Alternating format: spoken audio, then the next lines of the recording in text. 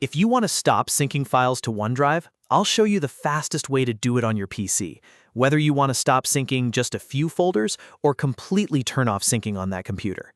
This is a super useful fix if you're trying to free up space, stop certain files from appearing on your device, or just take more control over what OneDrive keeps synced locally. And if this video helps, make sure to hit like and subscribe for more simple tech tutorials like this. Let's start with the option most people need, which is stopping specific folders from syncing. First, click the OneDrive cloud icon in the taskbar.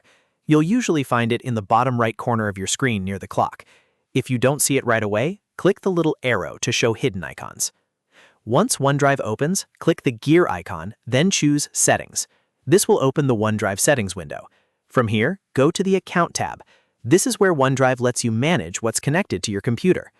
Now click Choose Folders. You'll see a list of the folders and files that are currently set to sync with this PC.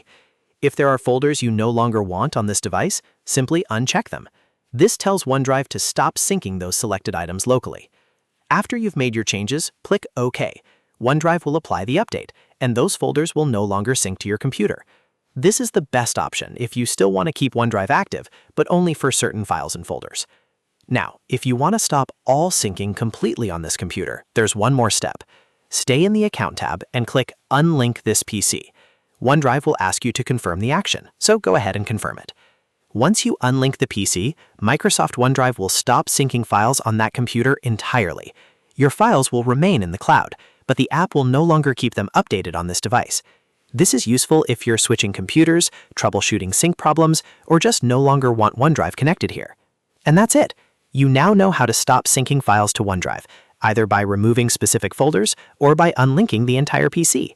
If this tutorial helped, please give it a thumbs up, subscribe for more helpful Windows tips, and I'll see you in the next video.